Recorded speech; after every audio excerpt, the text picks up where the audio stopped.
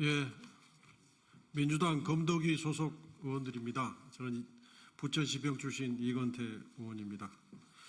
오늘은 두 주제에 대해서 기자회견문을 발표하겠습니다. 먼저 참석하신 의원님들 소개하겠습니다. 한준호 검도기 위원장님 오셨습니다. 박균택 부위원장님 오셨습니다. 민영배 부위원장님 오셨습니다. 김기표 의원님 오셨습니다. 김동화 의원님 오셨습니다. 김문수 의원님 오셨습니다. 오경정 의원님 오셨습니다. 백승하 의원님 오셨습니다. 안태준 의원님 오셨습니다. 이용호 의원님 오셨습니다. 주철현 의원님 오셨습니다. 또 누구? 이성윤 의원님 오셨습니다. 또 누구 빠진 분 계신가요? 이거 윤정근 오셨, 윤정근 의원님 오셨습니다. 그러면 첫 번째 주제부터 제가 먼저 모두 설명을 드리겠습니다. 성남FC 사건이 성남지원에서 지금 진행 중입니다. 그런데 검찰이 검찰청법 5조에 보면 검사는 자신의 소속 검찰청 관할 내에서만 직무를 하도록 되어 있는데 성남지청 소속 검사가 아닌 검사들이 하루짜리 파견 명령을 받아서 직무대리 명령을 받아서 지금 재판 관여를 하고 있습니다. 이 문제가 법정에서 재판장님이 이게 검찰청법 5조 위반 아니냐 문제 제기를 해가지고 지금 검찰과 재판부 또 피고인 간에 다툼이 있습니다. 검찰청법 5조 위반이 명백해 보입니다. 이 부분에 대해서 검도기의 입장을 기자회견으로 먼저 말씀을 드리겠습니다. 예, 이어서 특별한 증언 녹취록을 말씀드리려고 합니다.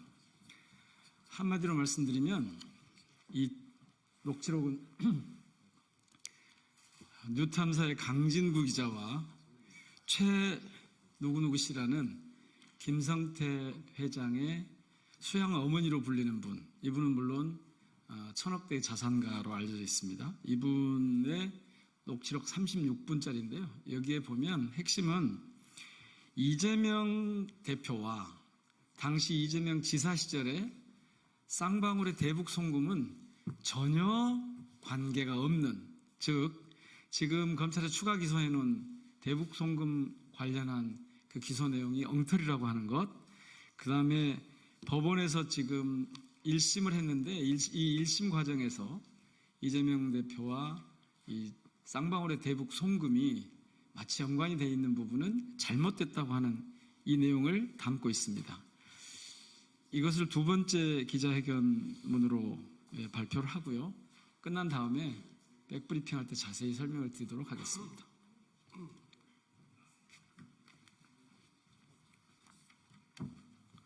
네, 성남FC 사건 관련 기자회견문 낭독하겠습니다. 검찰의 위법 행위를 고발합니다. 검찰은 성남FC 사건에서 수사검사를 재판에 참여시켜 직무 관할을 위반한 위법을 저지르고 있습니다. 성남FC 재판에서 검사 자격 논란이 뜨겁습니다. 검찰청법 제5조 검사의 직무 관할은 검사는 법령에 특별한 규정이 있는 경우를 제외하고는 소속 검찰청의 관할 구역에서 직무를 수행한다고 규정하고 있습니다. 검사는 군인의 위수 지역과 같은 직무 관할이 있는데 토지 관할 지리적 위치를 직무 범위로 정해서 소속 검찰청 지휘를 받고 직무를 수행하도록 한 것입니다. 성남FC 사건은 검찰이 성남FC가 적법하게 계약을 하고 광고비로 받은 돈을 후원받았다고 억지를 쓰고 더욱이 100% 성남FC에 입금되었고 이재명 대표에게 한 푼도 간 사실이 없음에도 제3자 뇌물을 억지로 엮어서 무리하게 기소한 사건입니다. 현재 이재명 대표는 서울중앙지방법원에 기소되어 재판을 기다리고 있는 중이고 성남FC 전 대표와 기업인 등 7명은 성남지원에 기소되어 재판 진행 중입니다. 2024년 초에 성남FC 사건 재판장이 바뀌었고 당연히 성남지척 소속 검사들이 재판에 참여하는 것으로 생각했는데 그게 아니고 전국의 검사들이 와서 재판에 참여하고 있어서 문제 제기를 했지만 검사들은 문제없다고 뻗대며 지금까지 공방이 이어지고 있습니다. 어제 공판에서 변호인 측이 사건을 수사한 검사가 재판에 관여하는 것은 문제가 있고 적법한 직무대리 발령이 아니라면 소송 권한 없는 검사가 한 소송 행위는 원칙적으로 무효로 봐야 한다고 했습니다. 이에 검사 측은 수사한 검사가 재판에 참여한 것은 효율적 재판 유지를 위해서이고 검사 파견은 관행으로 문제없다는 식의 궤변을 늘어놨습니다. 재판장은 검찰청법 제5조가 가장 중요한 쟁점이다. 만약 직무대리 발령이 적법하지 않다면 법률 위반이다. 정승원 검사가 가장 큰 문제다. 하루짜리 발령이 과연 적법한지 의문이다.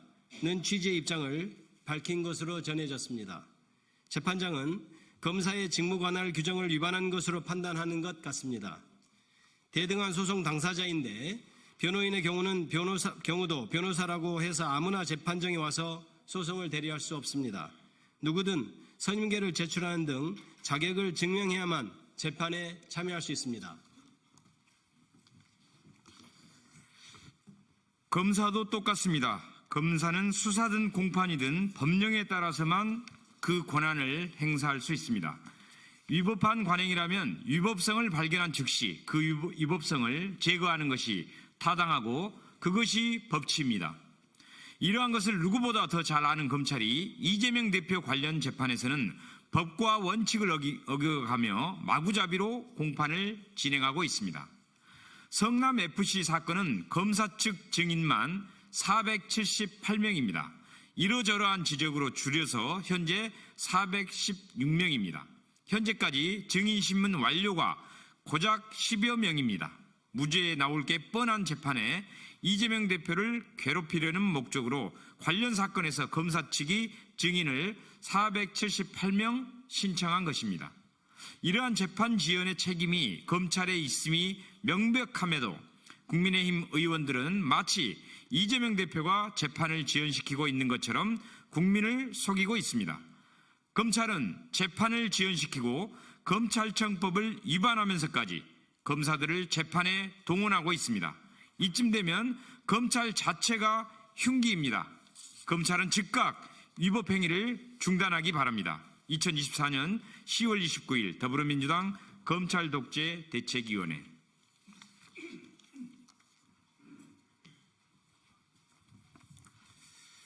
예, 바로 이어서 또 다른 기자회견 회견문 낭독하겠습니다. 쌍방울 대북송금 사건 조작. 김성태는 이재명 지사를 단 한 차례도 만나거나 통화하지 않았다. 쌍방울 그룹의 대북송금은 경기도 및 이재명 지사와 무관하다는 증언이 나왔습니다. 민주당 검찰독재대책위원회는 정치검찰의 사건 조작을 입증하는 새로운 증거를 공개합니다. 검도기가 김성태 쌍방울 회장 측 핵심 측근 인사의 녹취록을 확보했습니다. 이 측근은 김 회장이 어머니라 부르는 인물 중 한 분이며 조카들과 함께 쌍방울의 전주입니다. 특히 주목할 점은 지난 5월 29일과 6월 7일 두 차례에 걸친 통화 녹취에서 이 측근의 증언이 갖는 신빙성입니다. 첫 번째 통화 내용이 언론 보도된 후 이루어진 두 번째 통화에서 이 측근은 김성태 회장 관련 보도가 과도했다며 강하게 항의합니다. 자신의 발언이 김 회장에게 불리하게 방송에 활용된 것에 분노를 표시했습니다. 주목할 점은 보도된 내용의 사실관계에 대해서는 전혀 이의를 제기하지 않았다는 점입니다. 이는 첫 번째 통화에서 증언한 내용들이 모두 사실이었음을 반증합니다. 동시에 이 측근이 김성태 회장과 매우 가까운 관계임을 다시 한번 입증합니다. 녹취록에서 드러난 사실은 크게 세 가지입니다. 첫째, 쌍방울그룹은 최소한 2018년 중반부터 독자적으로 히토류 선점을 위한 대북 사업을 추진했습니다. 쌍방울 대북 사업의 목적은 북미 관계의 급진전에 맞춰 북한의 히토류를 선점하는 데 있었습니다. 쌍방울은 장원택과 KH건설 두 개 기업을 통해 대북 사업을 추진합니다. 장원테크는 마그넷 사이트를 가공하는 기술을 보유했고 KH건설은 히토류 매장량 측정 기술을 가진 회사입니다. 쌍방울은 2018년 7월부터 장원테크 인수를 시도합니다. 상반기 7,400에서 7,500원이었던 주가는 협상 과정에 1만 3,4천원대로 2배 가까이 상승합니다. 베트남 현지 공장 실사도 진행했고 안진 회계법인과 12억 원의 계약을 체결했으며 9억 원은 선입금했습니다. 쌍방울은 KH그룹과 함께 EXT도 인수합니다. 이 EXT는 KH건설로 나중에 사명 변경을 합니다. 1심 법원은 2018년 12월 이화영의 권유 이전에는 쌍방울그룹이 대북 사업을 할 의사나 능력이 없었다고 판단했습니다. 잘못된 판단입니다. 녹취록에 따르면 이미 그 이전부터 쌍방울그룹이 독자적인 대북 사업을 추진하고 있었습니다. 특히 쌍방울은 히토류뿐만 아니라 다양한 대북 사업을 준비합니다. 북한 냉면 식당인 옥류관을 서울에서 열 계획도 수립합니다.